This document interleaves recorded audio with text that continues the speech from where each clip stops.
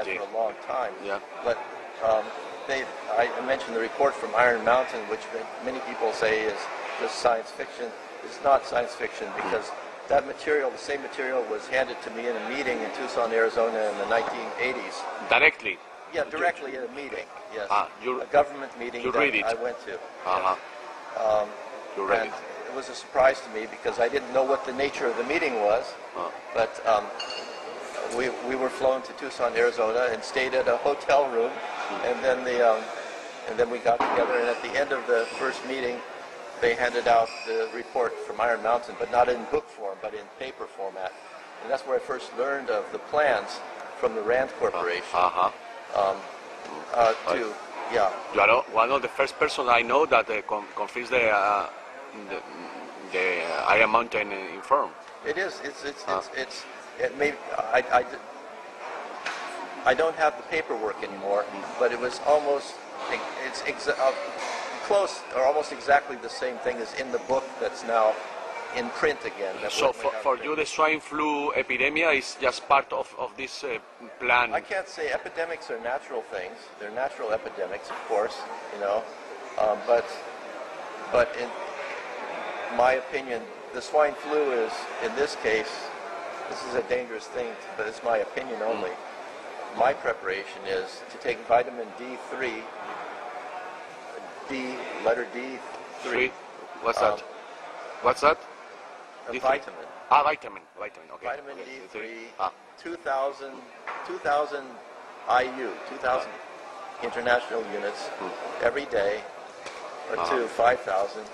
The sun, for certain reasons, the sun converts in your skin, when it hits your skin, into vitamin D3, but because of the nature of the sun now and other factors, that won't work in this case. But for gripe, you call it gripe, or a flu, any kind of flu, vitamin D3 will reduce your chances greatly of getting any kind of flu.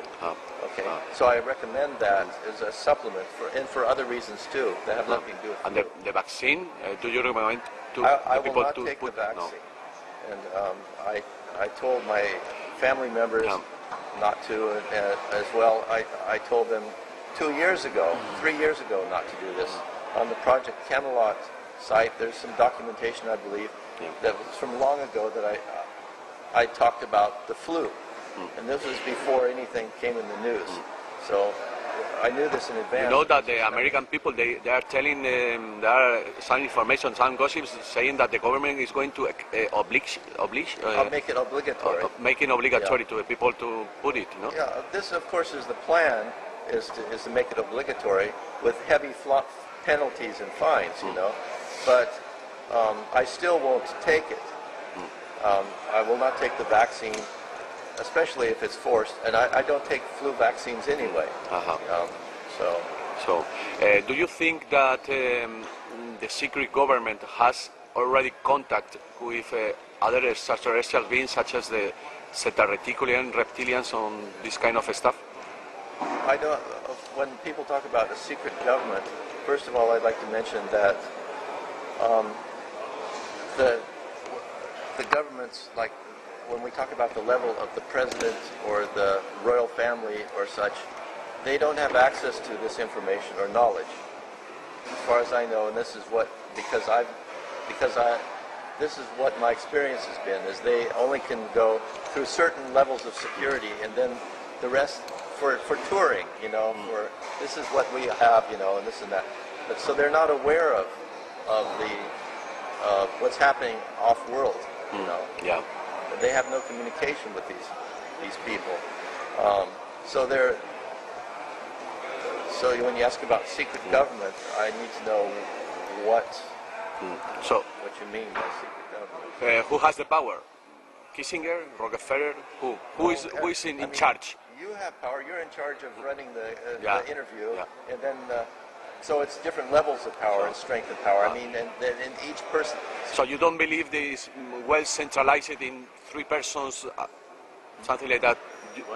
Do you believe this as the there are some people says that there are a couple of people several people that has this power concentrated Well, in. there are small groups that meet that do have power, including one that I mentioned in the Zurich conference that I don't want to mention again, three-letter agency that isn't spoken about very much. But Dealing with satellites and so on, yeah, for instance? that Okay. agency. But the thing is that ultimately they have their limits as to what power they really have. They want power, and they've been trying to have power for a long time, but in the next few years, they will completely lose all of their power very shortly. Why? Because of all the changes that are taking place and converging now. So, what's the role of the humankind in all this story? This is something like governments and people like here in the Scotia project in a higher level position, but we the people, what can we do in this story? The best thing is very simple. If you have different belief systems, different religions, you need to open up your heart and realize that we're all here together and respect each other's beliefs as best as possible. Understand that we share a